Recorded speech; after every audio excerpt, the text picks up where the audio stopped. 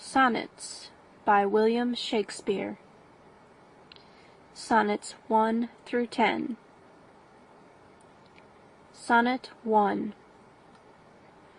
From fairest creatures we desire increase, that thereby beauty's rose might never die.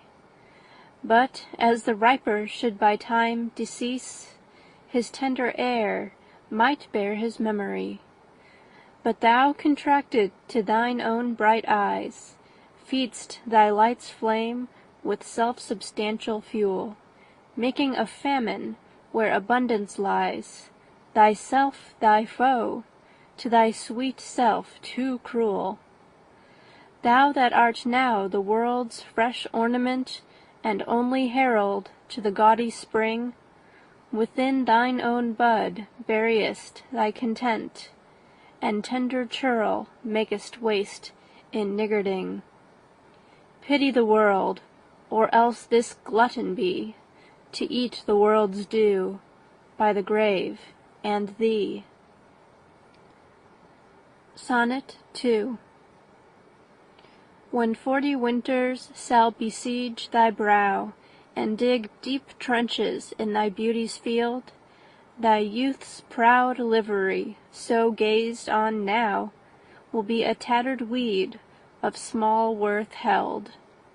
Then, being asked where all thy beauty lies, where all the treasure of thy lusty days, to say, within thine own deep sunken eyes were an all-eating shame and thriftless praise.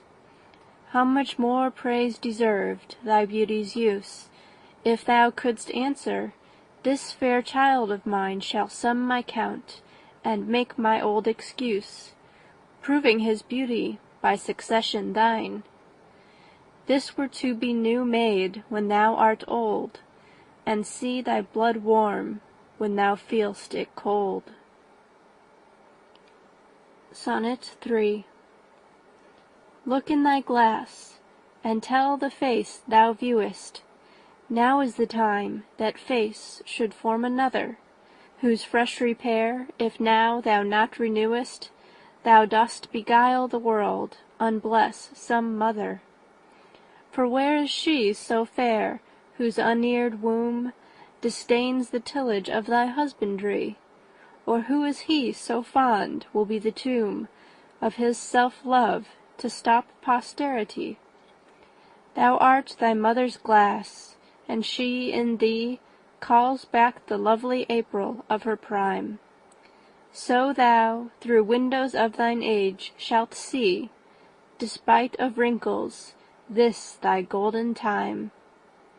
But if thou live, remembered not to be, die single, and thine image dies with thee. Sonnet 4. Unthrifty loveliness, why dost thou spend upon thyself thy beauty's legacy? Nature's bequest gives nothing, but doth lend, and being frank, she lends to those are free. Then, beauteous niggard, why dost thou abuse the bounteous largesse given thee to give? Profitless usurer, why dost thou use so great a sum of sums, yet canst not live? For having traffic with thyself alone, thou of thyself thy sweet self dost deceive. Then how, when nature calls thee to be gone, what acceptable audit canst thou leave?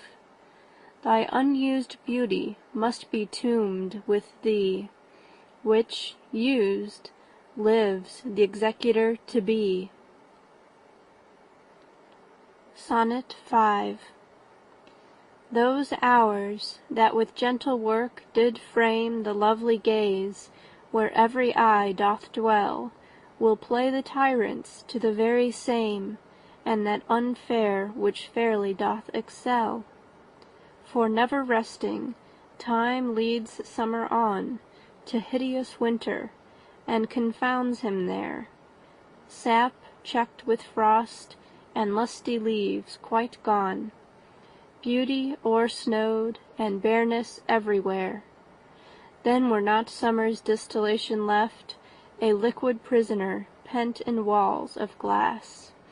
Beauty's effect with beauty were bereft, nor it, nor no remembrance what it was. But flowers distilled, though they with winter meet, lease but their show, their substance still lives sweet. Sonnet 6. Then let not winter's ragged hand deface in thee thy summer, ere thou be distilled. Make sweet of some vial, treasure thou some place with beauty's treasure, ere it be self-killed.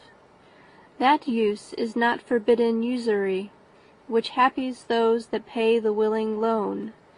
That's for thyself to breed another thee, or 10 times happier, be it 10 for 1. 10 times thyself were happier than thou art, if 10 of thine 10 times refigured thee. Then what could death do, if thou shouldst depart, leaving thee living in posterity? Be not self-willed, for thou art much too fair to be death's conquest, and make worms thine heir. Sonnet 7. Lo, in the Orient, when the gracious light lifts up his burning head, each under eye doth homage to his new appearing sight, serving with looks his sacred majesty. And having climbed the steep up heavenly hill, resembling strong youth in his middle age, yet mortal looks adore his beauty still, attending on his golden pilgrimage. But when from highmost pitch, with weary car, like feeble age, he released from the day, the eyes, fore-duteous, now converted are from his low tract, and look another way. So thou, thyself outgoing in thy noon, unlooked on diest unless thou get a sun. Sonnet 8. Music to hear, why hearest thou music sadly? Sweets with sweets war not, joy delights in joy. Why lov'st thou that which thou receiv'st not gladly, or else receiv'st with pleasure thine annoy? If the true concord of well-tuned sounds by unions married do offend thine ear, they do but sweetly chide thee, who confounds in singleness the parts that thou shouldst bear. Mark how one string, sweet husband to another, strikes each in each by mutual ordering, resembling sire and child and happy mother, who all in one pleasing note do sing, whose speechless song, being many, seeming one, sings this to thee, thou single wilt prove none. Sonnet 9. Is it for fear to wet a widow's eye that thou consum'st thyself in single life? Ah, if thou issueless shalt hap to die, the world will wail thee like a makeless wife. The world will be thy widow, and still weep that thou no form of thee hast left behind, when every private widow well may keep by children's eyes her husband's shape in mind. Look, what an unthrift in the world doth spend, shifts but his place, for still the world enjoys it. But beauty's waste hath in the world an end, and kept unused, the user so destroys it. No love toward others in that bosom sits, that on himself such murderous shame commits. Sonnet 10. For shame, deny that thou bear'st love to any, who for thyself art so unprovident. Grant, if thou wilt, thou art beloved of many, but that thou none lov'st is most evident.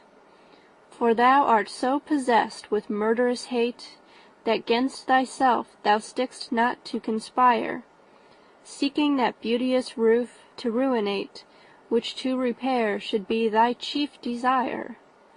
Oh, change thy thought, that I may change my mind. Shall hate be fairer lodged than gentle love? Be as thy presence is, gracious and kind, or to thyself at least kind-hearted prove. Make thee another self, for love of me, that beauty still may live in thine or thee.